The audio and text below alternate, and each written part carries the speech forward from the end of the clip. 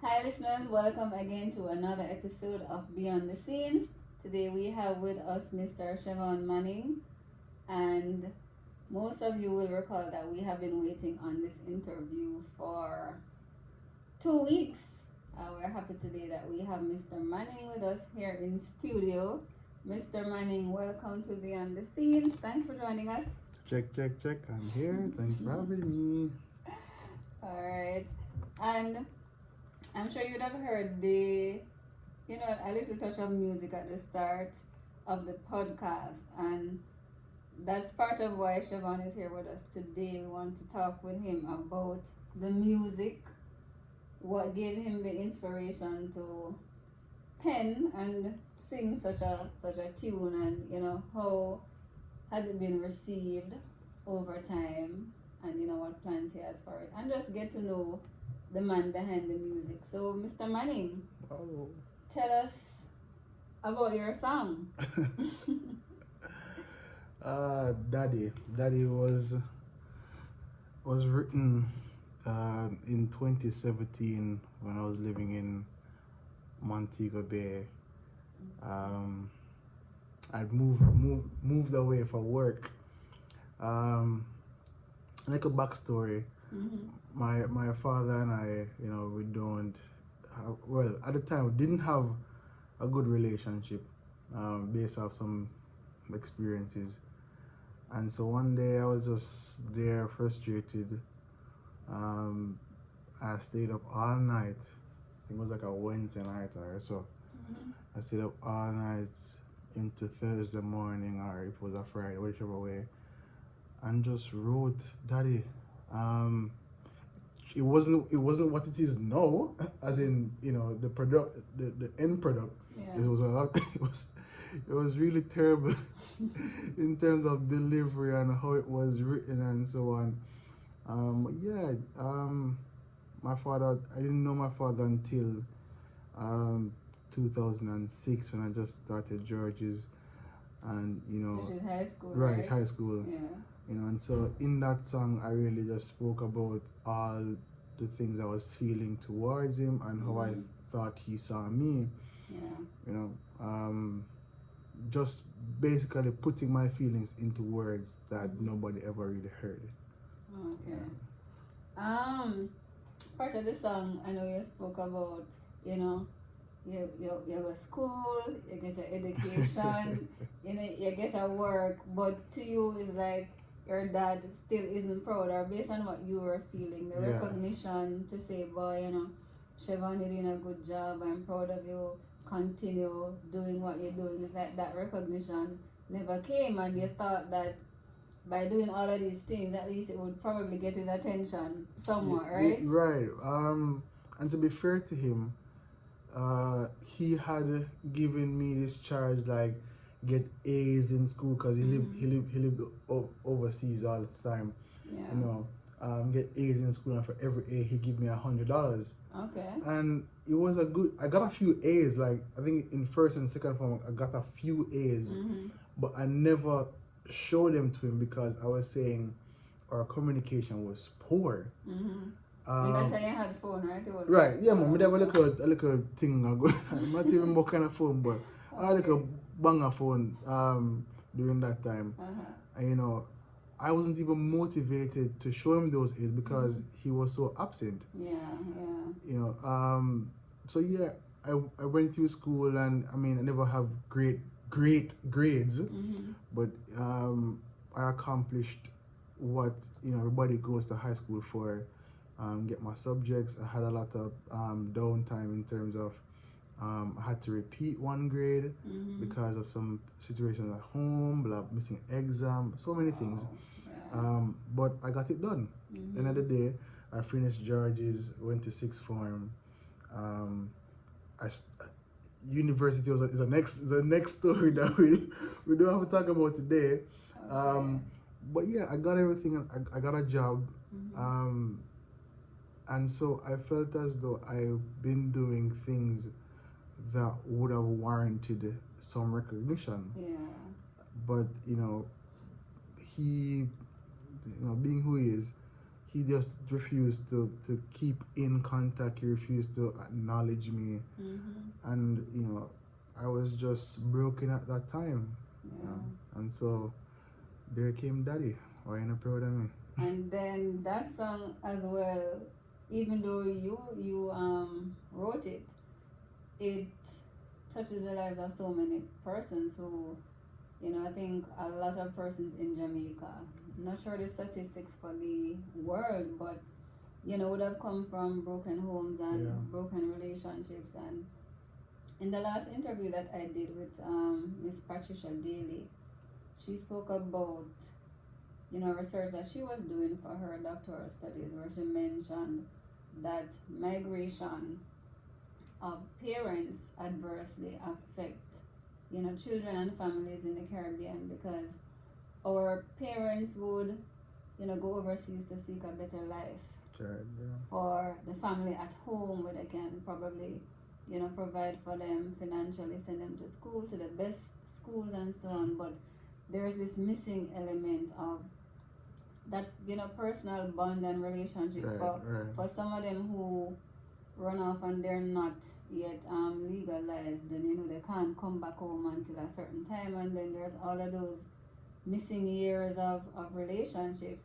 And I must share with you, Chevaun, as well, that I knew my dad when I was 10 years old, because he would have migrated overseas. I didn't know him when I was born, and some adverse circumstances brought him back to Jamaica, and I met him, and he was like a foreign person to me. Never before seen. I was growing up. There are times when I would imagine how he looks, and I would probably see some stranger coming down the road, and I would be like, "Oh my, Daddy!" And then my mom comes running out, and I'm like, "Mommy, but remember, I don't know how the man looks." So even if you hear me saying that, I really don't know him. But for real is that you still grow up with a part of you that's missing, because as a child you probably blame yourself or say, but what did I do? Right. Why Daddy not proud of me, or Mommy not proud of me?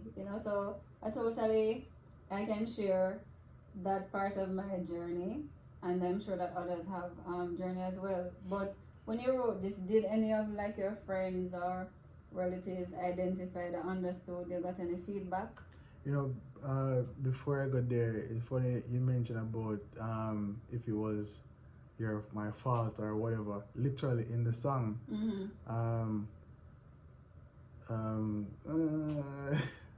did I do something wrong?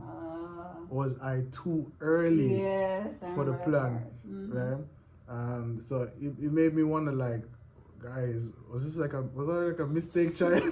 It made me think sometimes, was I like a mistake child? Like, was I supposed to be here now? So, so I guess that's where that line came from, having that thought. But in terms of, feedback, I think Daddy is one of the most loved song amongst my peers and just people who have listened to my music in general, because it is something where a lot of people can relate to. Because at the end of the day, it may not be a mother or a father, but there's somebody in your life that you yearn for their acknowledgement or their recognition, and so you sit and ask yourself these questions, why aren't you proud of me, or so on. So it's been that song, and that other guys would I say, yo, we need to get the song out there, out into the world, because it's a story that a lot of people can also tell their own version. And so it's been positive. A group of us, like 3 artists. So the song, at least the song, the rhythm rather, from this guy Mind Keys. Okay. And then a group of us actually did our own songs on it, right? And I can tell you, when the instrumental starts, if we're all there together, the first thing you hear is, I try so hard because everybody has said the daddy song are the song where hit. Sing it for us, no Chevaun. No stop. I try so hard to live my life without you, but a part of me wants you a part of me. I try so hard to live my life without you, but a part of me wants you a part of me. Daddy, why you not proud of me? What me have to do for make you proud of me? I go to school, get an education, but Jano still you not proud of me. Daddy, why you not proud of me? What me have to do for make you proud of me? I get a good work, but that not work. Yeah. Yo. Yeah. Yeah. I mean, listeners, just see why it took so long. This is like our third attempt at recording this interview. As I said before, we had some technical challenges, so we just had to do it face to face, and it's a reason why. Yeah, it's a reason why it took so long. There's time to charm. Yeah, third time's the charm. So Chevaun, what did your dad say when he heard the song? Well, I'd love to know what he said because I don't know if he even heard it. I didn't send it to him. I know there are other family members who have heard it, that they would have shared their thoughts. But if he has heard it, I don't know. Okay. I don't know. But you said that the relationship between you guys improved over time, right? So that was 2017. Mm-hmm. We've had that back and forth for many years. Me getting in trouble at school, him being in Jamaica, I'm not able to see him because him now come see me. A lot of stuff happened. Yeah. And I've always said that possibly it was my fault because once again, Daddy, the song, is 100% facts. Nothing in the song is made up. Nothing in the song is prettied up to sound good or whatever, to not rhyme. To rhyme. Exactly. Everything is facts. So when I said, I'm a passport, I'm gonna tell you to them teeth it, which I was being filed for, right? But then, at the time I was like, how can I leave my mom, my stepdad, and my brother to live with a man who I barely even know? Right? And as such, there was a lot of back and forth, and when he asked me this question, I said to him, I can't find my passport. As in, I take them teeth it, literally. And all I did was to just hide it. So things back then, was toxic, blah blah blah. A couple of years later, we tried a thing through somebody who I won't mention, being a mediator. Things got better because then he and I had something to talk about, which is the mediator. Oh, wow. And then things went sour again, but then for the past year or so, I guess we've found a better tune, and I can tell you probably if push comes to if anything, I might be in this interview right now, I'm saying message on my phone and I him that is a possibility. So we are better now. We're better now, and I'm really grateful for that, because not to discredit the work that my stepdad has done for me, because he has done a lot. I've always still wanted to have a bond with my father. With your father, I remember for me, I don't remember what happened, but I think I had finished university for my first degree, and so it's like I saw my dad for one period of time when I was 10, then again when I was 19, so it's not that he was that constant in my life. And I remember asking him why is it that I was just meeting him, that he took so long and whatever, and like he was saying to me that he never had any money. And it's such a real thing, because I remember in in one of my previous jobs, I was doing job placement, and this young man came in, and I was interviewing him. Where is he from? He's from the rural area, and he has a family.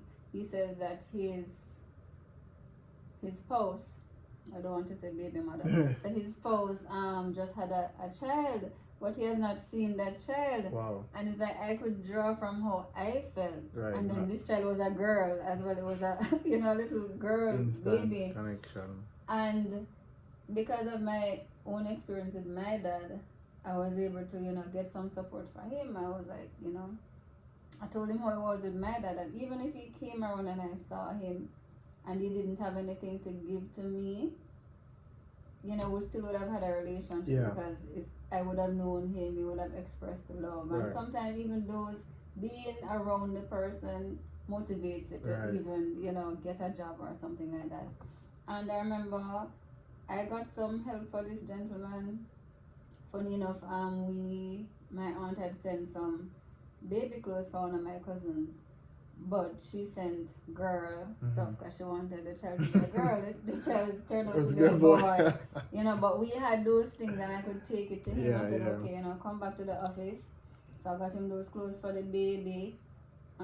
He didn't have like stuff for work, so we just asked amongst the co-workers, anybody have any shirt, any pants, any shoes, because at the end of the day, even when he goes to see his spouse and the baby, they also want to see some promise that he's making something good of himself, and that will encourage the spouse as well. So when he said that, Chevaun, it just reminded me that sometimes it's like we put off and delay stuff, and we think that we're protecting the child. Boy, make no sense to go around her because I don't have no money. I don't want her to know me as a dad who don't have any money. Yeah. But I don't know you as a dad anyway. That's even worse. Yeah, that is. So I don't know, listeners, if you have ever encountered anything like this personally, or if you know stories of family or friends who would have gone through stuff like this. And want to commend Chevaun as well for stepping up and doing this interview. I know sometimes men don't express themselves this way, but I have had family members who grew up without their dads as well, and it's something that they still talk about even to this day. They're 60, 70-year-old.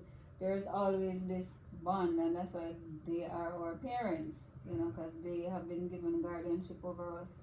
If they're missing, we're always going to wonder where they are and could we have been the cause of them not being in our lives. So, just to encourage you, if you're one of the dads out there, it's best to go see your child, talk to them, have some dialogue. You don't have to have anything financial or material to give them at the time, but just to establish, a relationship, or just to start something.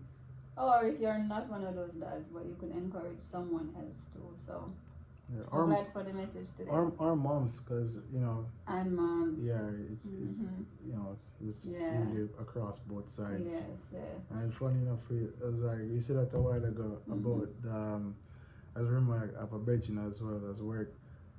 He would say that me and my pops don't really have nothing to but he may come up, leave a little thing with him and then them gone. and I guess that count for something, because they could still not deal any at all. Yeah. So I think it's important.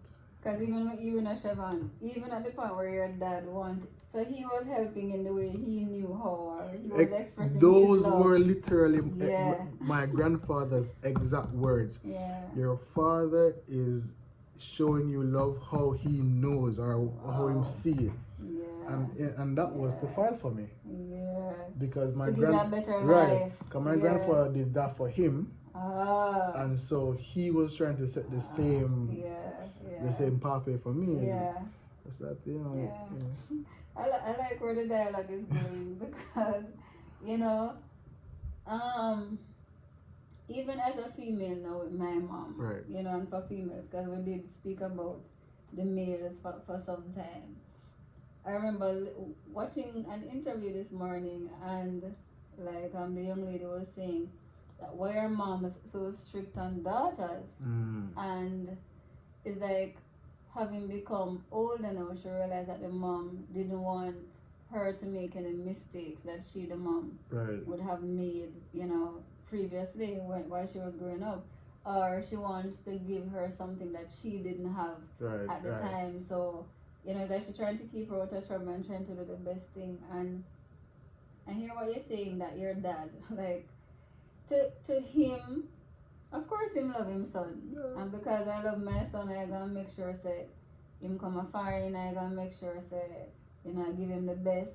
But the words that you would need, the I love yous and so on, you never get that. So you hid your passport, you know? So it's like, to him, no, he must say, but him not grateful, you know? Him not grateful, me not have the dealings with him, but you were reacting because you needed a certain type of love and he wasn't matching that. So you were reacting one particular way, hoping that he would pick up.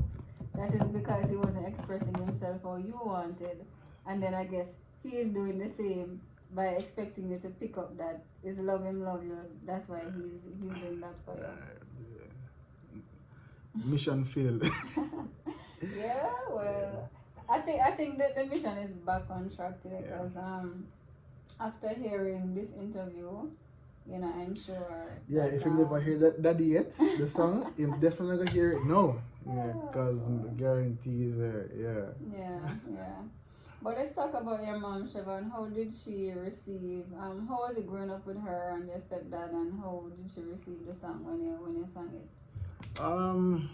I think for like the longest while, being a little youth on the church choir, the Sunday school church choir is like, I was just sing. Plus, my mom can hit a few keys every now and again. I like a songbird, as I put it. So I don't think it came to her as a shocker that I was going to sing, or I'm doing the singing or whatever. Because since whenever, she has always loved. Well, not all of them. She know that the one them it sound like, according to she, Boogie Yaga. Right? But I remember the first let me call it neutral song I did in 21 days. She would just walk around the house singing the chorus. I got so much love I can give to you in 21 days. Like literally walk around the house just singing, right? Because she loved it. Yeah. One time she never wanted the music. There was a point in time where I said I was going to be an artist, and she said, "Think that's an artist thing work? If I put in the effort and put in this and put in that," and I said, "Yeah, I'm gonna do it. I just go to study every day." She said, "No, I forgot school." And I said, "You think so them go to school?" Nah, because your mother's, our parents' instinct is you need to go to uni, do this, do that, blah blah blah. Traditional rule, right? I'm like, them man, Mr. say, you feel like say man like I don't and beanie man and all them money of degree and whatever. Them now, then she start draw reference. I think she mentioned Assassin at the time. My mother's a little fan of Assassin. Okay. And she's like, I know Assassin has an education rate. I'm like, yeah, me too.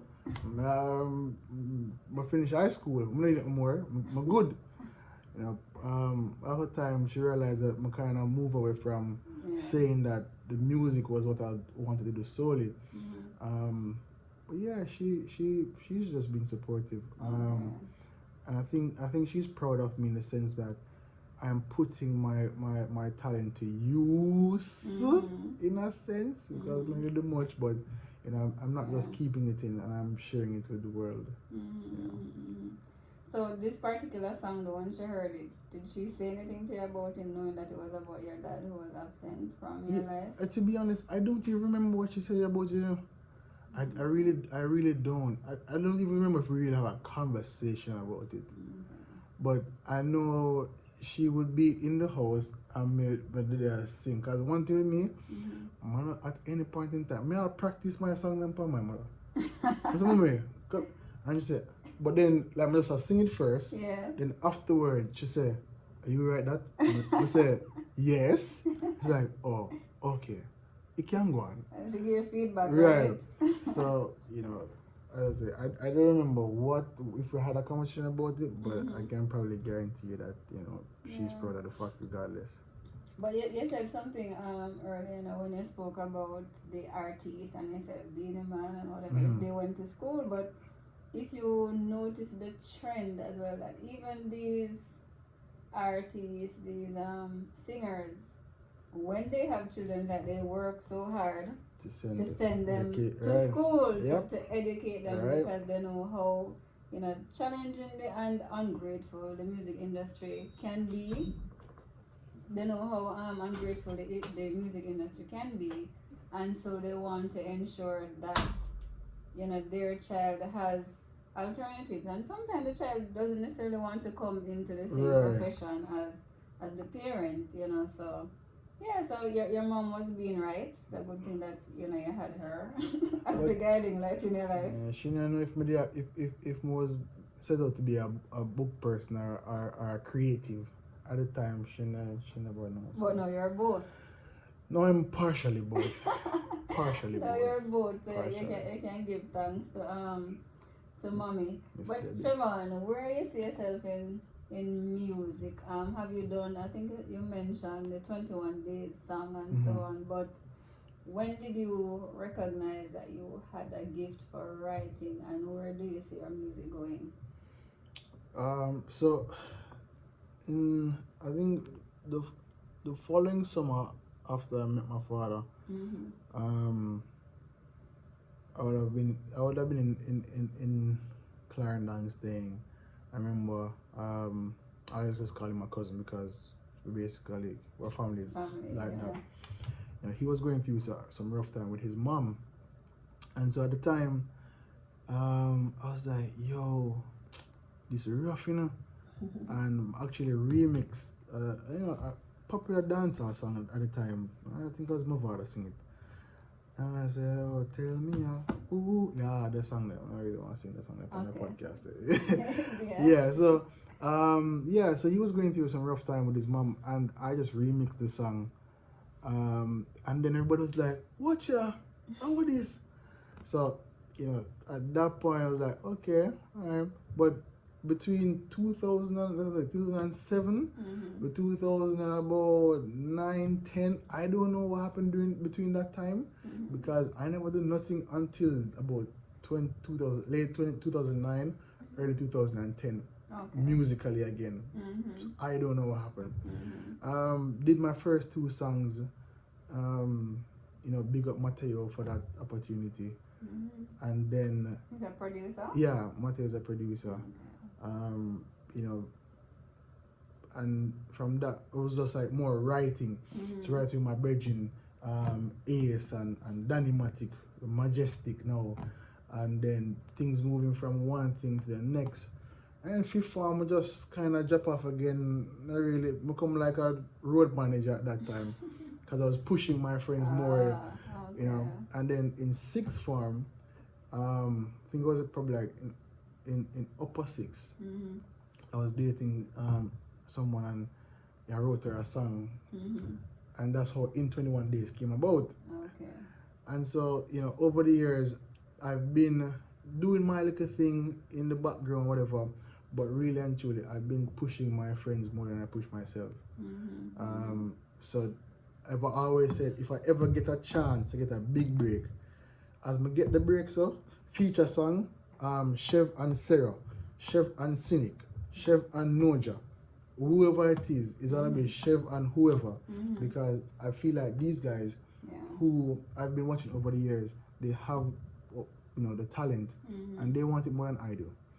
So if my boss big, I'm gonna take it. But if it doesn't happen, it doesn't happen, and I'll become a ghostwriter. Okay. So alright, so you said if you don't make it, which means that the music for you now is part-time. Yeah, it's really out of love Uh-huh. of writing and being able to just express myself this way, because it's a story. It's my story, but it can also be someone else's story.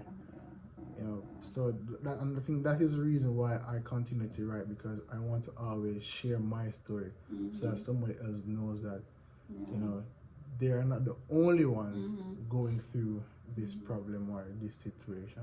Yeah, but I think you're in the right forum, because part of my vision for the podcast as well was for persons to share their story. That's why it's called Beyond. That's it. Beyond meaning I am in front of you. You don't know what Right.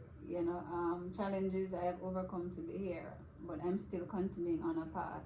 So it's beyond. So I like that as well, and I'm sure a lot of different persons will be listening to the podcast based on your experience in music, and the challenges that you would have faced, and even in your own professional career working in corporate Jamaica. What are some of the words or the encouragement that you would give to anyone listening who wants to do something, not sure that they have the capacity to do it, they're afraid to make the step, or they did try and failed, Right. and they're afraid of trying again? What are some of the things that you would say to encourage those listeners? One of the things I suffered with most is to acknowledge my accomplishments. I used to always look down on some little things, getting a certificate for outstanding something at work, or being recommended to do something somewhere, or being selected to sit on a panel to that's geared towards peace building, or a team, all those things. And you just say, oh, people just see me and just feel like me and whatever, and I was like, it's whatever. But it took me a while to realize that these tiny things were important. There are tiny accomplishments, and I used to spend so much time playing it down, and to then realize that they are important. So all your wins are important, whether it's a capital W or a common W, it's still a W. And as my friend would have said, a lot of people, all the people around you are accomplishing things, but you are accomplishing them just at your own speed, at your own pace, right? So your friend just bought a 2021 Mercedes Benz, you're still taking the bus, that's okay. Yeah. Because probably in 2025 you will be driving your whatever car it is. So you will achieve, but just that you're achieving now, but just at your own pace. So don't compare yourself to somebody else and what they're doing and how far they are. Just focus on your own journey. Take motivation from their journey and continue going on your path. I like that, and I think it reduces competition, and everybody wants low self-esteem, because you want to live someone else's life, and not your own life. So just keep motivated, listeners. Don't stop. You never know where you're gonna end up. As long as you're not dead, just keep striving. Keep swimming. And the pieces of the puzzles will come together for your own life. So, with that said, we want to thank Mr. Manning again. Great. For this episode that has taken on three recordings, right? Third time's a charm. Yeah, but it's important and significant. Pick up all the dads out there and all the moms. Let's make this world a better place. And parents to be. And parents to be. Parents So to be. I think Chevaun is telling us something about himself when he says parents. Oh, slow down. So that's not. Oh my god. Alright guys, so thanks for joining us and stay tuned to the next episode from Beyond the Scenes. Beyond the Scenes. Thanks for that outro.